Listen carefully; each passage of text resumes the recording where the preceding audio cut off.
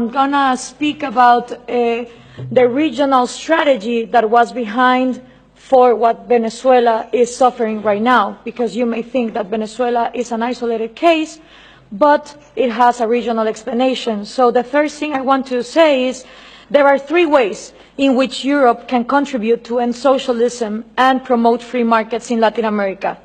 The first way, socialism is socialism, here in Mars, in Latin America, and in Asia. There is no way that you can help us by saying that socialism works in Europe, but in Latin America it doesn't, because we have a culture where just socialism always gets corrupted. No. Socialism always leads to corruption, and first comes socialism and then corruption, because socialism gives absolute power. And what happens with absolute power? Well, absolute corruption. So what we need to understand is that socialism means the control of all the production by a small group in government. And that always leads to the same things: trade barriers, different rules giving privileges to some businessmen against other entrepreneurs that don't have those privileges, collectivism, crony capitalism, artificial oligopolies, insane labor regulations where the unions become way more exploitative to the employers than the people that are supposedly giving those jobs. So we need to understand that instead of having the discussion of inequality about material goods, we need to start talking about equality under the law. If we are not all equal under the law, then the disasters of Venezuela happen. So what we need from Europe is that speech of understanding that socialism doesn't work. It didn't work in the Soviet Union, it didn't work in China, it didn't work in North Korea, it didn't work in Cuba, doesn't work in Venezuela, it wouldn't work in Mars. Because the way it is structured goes against human nature. It depends on humans not having rational behaviors for their own well-being. So that's the first thing. The second one that we need from Europe is the message that Scandinavia is not socialist. It is insane that these dictators like Hugo Chavez, Nicolás Maduro, Rafael Correa, Mujica, Lula da Silva, the Kirchners, they all portray Norway, Finland, Denmark, Sweden as the socialist paradise. And the worst thing of all is that if you ask 10 Latin American young people if Scandinavia is socialist, 9 of them will say you yes.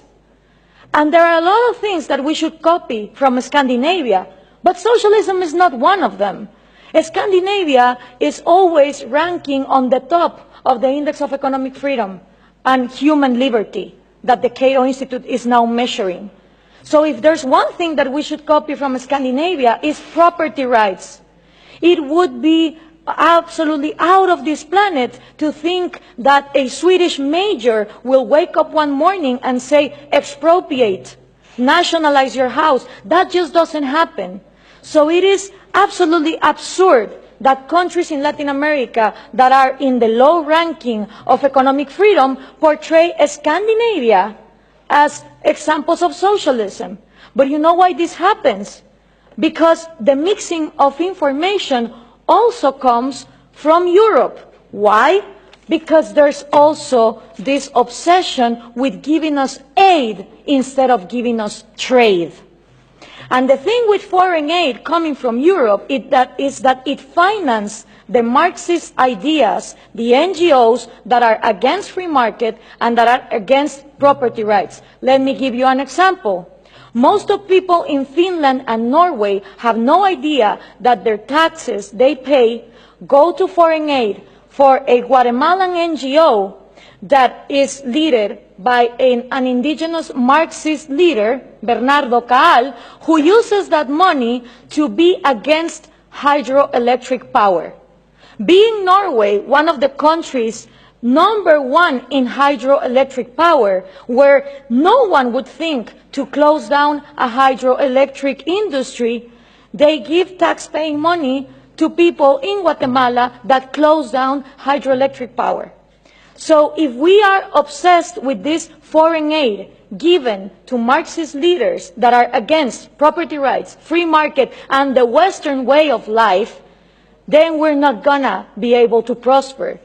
And according to trade, the European Union is fixated that they should trade with Latin America in regions, in blocks. Well, that is just not possible, because the region that I come from, which is Central America, the 5 smallest countries of all our region, Guatemala, El Salvador, Nicaragua, Honduras, and Costa Rica, right now, 2 of them, Nicaragua and El Salvador, are ruled by socialism of the 21st century. So how can I negotiate as a bloc when I have 2 countries that are not willing to open to free trade?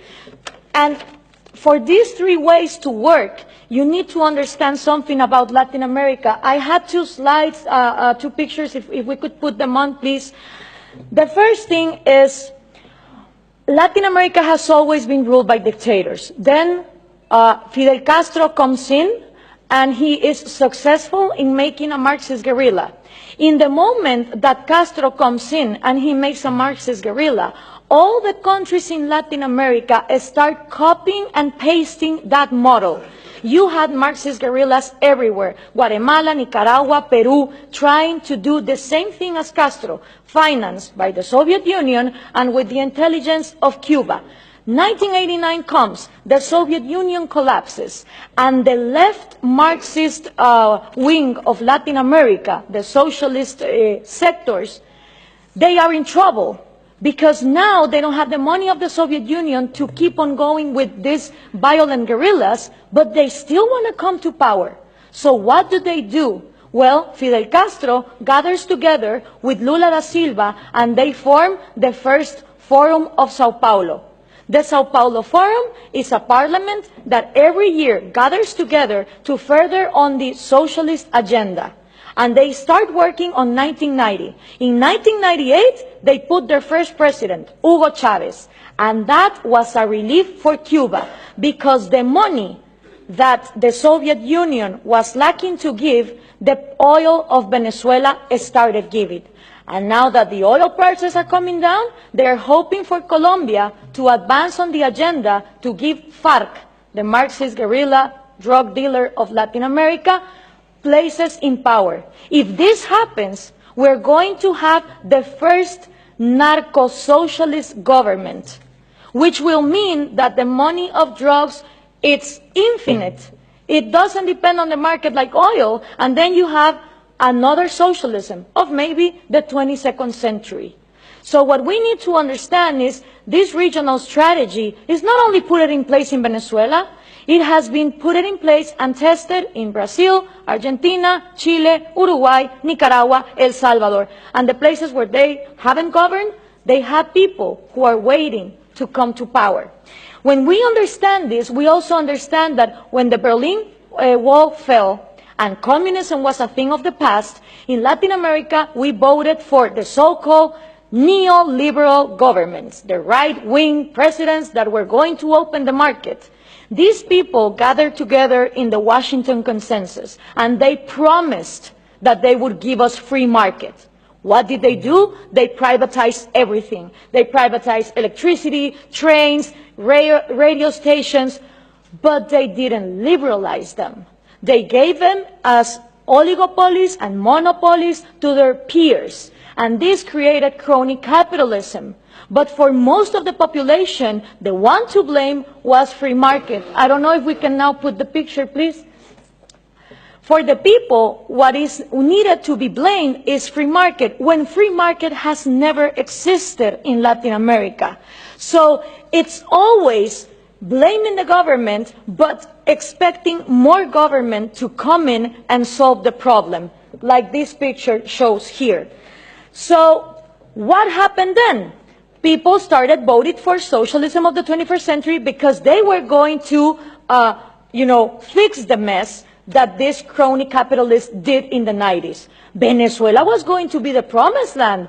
Caracas was going to be the New York City of Latin America. So what happened? All these people get in power, Chavez, Lula, Correa, Evo Morales, and instead of finishing with the privileges, the crony capitalism, the oligarchies, they become even worse.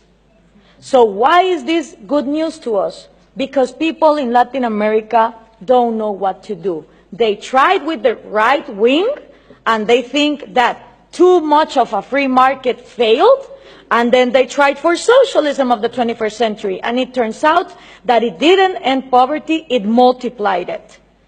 So right now, it's a great and excellent opportunity for people like us, for people who really defend liberties and freedom, not only economic liberties, but also individual liberties. Because in a moment where there is frustration to the left and to the right, and everything has been tried, and all of them are statists who want to control the economy, is great news for people like us who want to defend freedom.